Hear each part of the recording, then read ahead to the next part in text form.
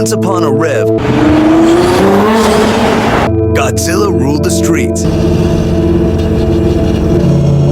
Nissan GTR was untouchable.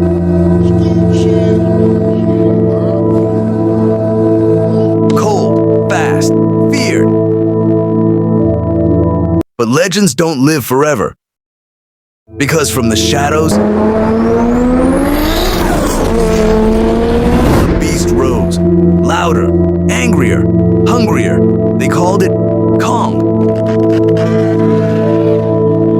And this beast didn't need fur, it needed a turbo. This is the story of the Toyota Supra.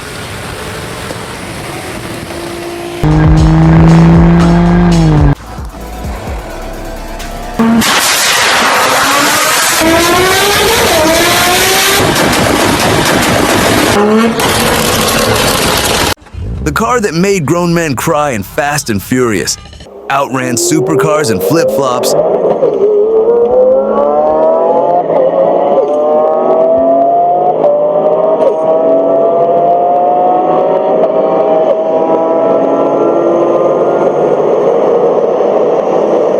and still haunts GTR fanboys in their dreams. But don't let the memes fool you. Behind the laughter is legacy.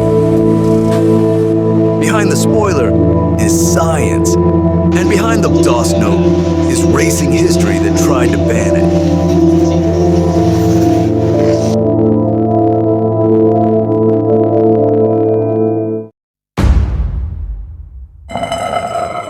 It all started as a slightly longer, fancier Toyota Celica.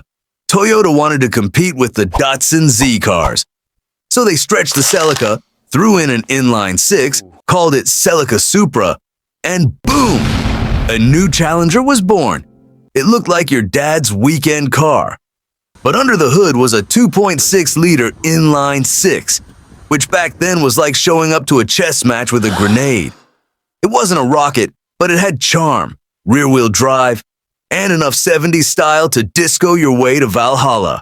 Horsepower? A humble 110 to 116 horsepower. Top speed?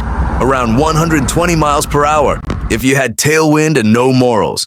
But it laid the foundation. It wasn't built to race, just to prove Japan could do big engines too. Every king starts as a rookie. By 1982, the Mark II Supra dropped.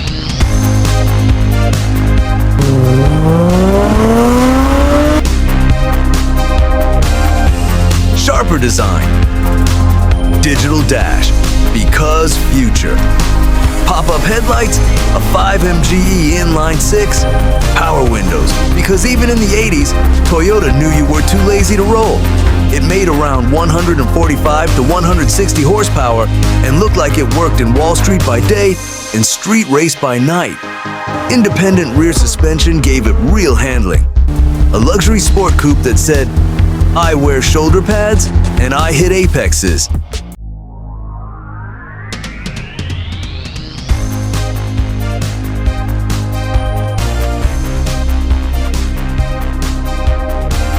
Now we're talking. Toyota drops the Celica badge. Supra becomes its own model. The Mark III, 1986 to 1992, hit the streets like a nerd who just hit the gym. Twin turbo? Not yet. But the 7MG TE inline 6 turbo engine? Oh yes, 230 horsepower, which in the 80s was like giving Thor a Red Bull. RWD, limited slip diff. And this time, Supra wasn't just cruising. It was drifting, racing, proving. And the styling? Smooth, sleek, serious. Like the car Batman would drive on his day off. Out of nowhere. In 1993, Toyota drops a bomb.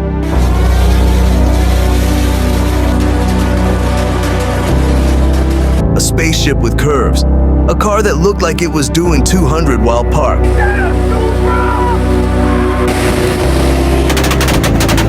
The MK4 Supra, A80, hit like a meteor from Tokyo. The engine, 2JZ GTE, twin-turbo, inline-6, cast iron block, built like a tank forged by angry monks, stock, 276 horsepower, wink wink, gentleman's agreement. Reality? 320 plus horsepower easy. But tuners? Tuners found out it could handle over 1,000 horsepower with stock internals. That's when the Supra stopped being a car and became a religion. With a little nos, it could bench press a jet. 6-speed get drag, titanium valves, forged everything, ready for abuse, and it begged for more. It crushed the JGTC so hard, it got banned. Why? Not because it cheated, but because it was too good. That's when Kong took the crown. Now, let's talk about the craziest Supra ever. Not the fastest in a straight line, not the prettiest either, but definitely the boldest. Because this one was owned by Smokey Nagata, the founder of Top Secret and probably the only man on earth who thought, 200 miles per hour, on a public highway, in a foreign country, at night, sounds like a plan. In 1998, Smokey shipped his gold MK4 Supra to the UK. Why?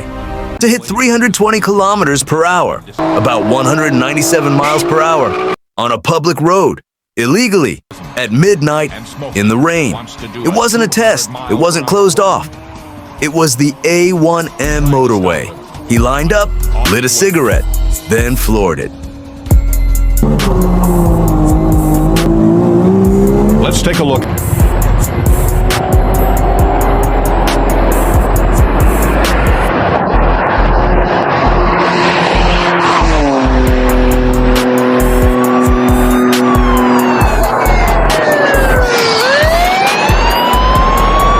Twin-turbo V12 swap from a Toyota Century, nitrous rear-wheel drive, and enough boost to break your spine. That Supra was no joke. 1,000 plus horsepower of pure madness. He actually reached 197 miles per hour before the cops caught him, threw him in jail, and sent him back to Japan. But it didn't matter, because Smokey wasn't after speed records. He was building a myth. To this day, that one illegal run turned the Supra into a global street legend. Not just a fast and furious car, not just a tuner toy, but a weapon of mass obsession. Smokey didn't just drive the Supra fast, he made it immortal. Then came 2001. A bald man whispered, "Family!" And the orange MK4 Supra became the king of car culture. Yes, Paul Walker's Supra in Fast and Furious. 10-second car? Try 9-second myth. The movie made it a star, but real gearheads already knew. This car wasn't just fast. It was reliable, tunable, legendary. The internet era loved the Supra too. Forums exploded, tuning videos dropped. Guys were selling kidneys to afford a 2JZ. Meme-level loud exhaust.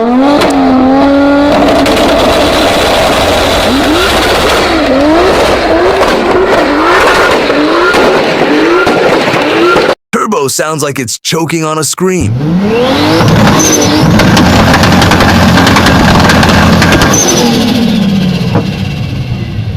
Engine so loud, even a deaf person covers their ears.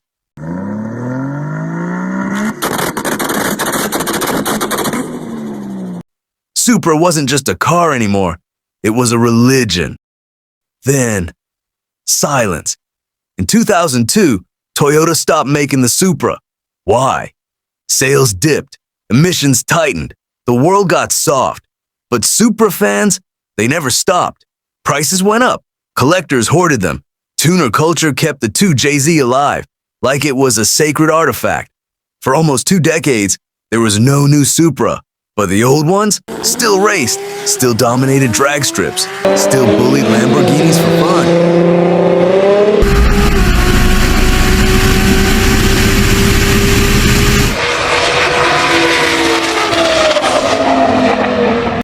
Then came the A90 Supra.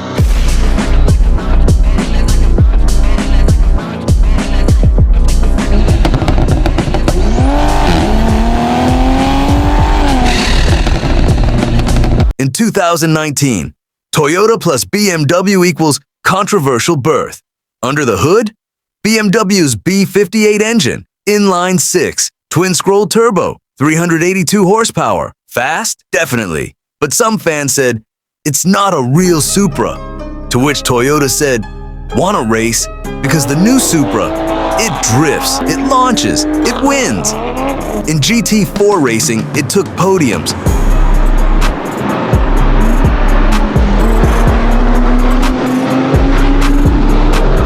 In Formula Drift, it slides like it was born sideways.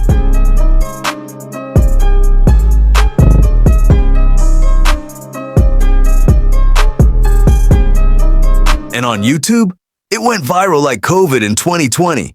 Plus, modders got their hands on it. And guess what? Modders unlocked 600 plus horsepower without even sweating. The new Supra didn't ask for permission. It just showed up sideways. Toyota dropped special editions, a 91, carbon fiber trim, louder exhaust, louder than you screaming while taking a dump. New colors like Refraction Blue, which looks like if Tokyo neon signs had a baby. Handling? Sharper. Sound? Cleaner. Looks? Still splits the internet in half, but Supra doesn't care. It was never built to please. It was built to dominate. Was it an MK4 reborn? No. But it carried the same chaos DNA. But not every Supra story ends in glory. While most of these legends are pampered in garages, tuned to perfection, or ripping up racetracks, some meet a fate so tragic it makes Supra fans cry in 98 octane. Take Qatar, for example. A Supra owner decided he was the drift king of Doha, throwing his car sideways on public roads like he was in a Fast and Furious audition. Authorities? Yeah, they didn't clap, they clamped. The Supra was seized, taken to a yard, and fed to a car-crushing machine on camera, until it was nothing but scrap metal. No auction, no second chance. No, but it's a Supra. Mercy. In 1 minute, it went from JDM dream to soda can material. A harsh reminder, you can love the legend, but the law still shifts faster than any gearbox. GTR and Supra, Godzilla and Kong, two titans, two legacies, one made by Nissan, the other by Toyota. Both banned in races, both feared by Ferraris, both turned average drivers into street racers, in Forza at least. But if the GTR is a cold, calculating machine, the Supra is the wild one, the show-off, the king who pulls up sideways just to flex. Supra isn't perfect, it's just powerful in all the right ways. So next time someone asks, what's so special about the Supra? Just smile, because they'll never understand until they hear that turbo scream.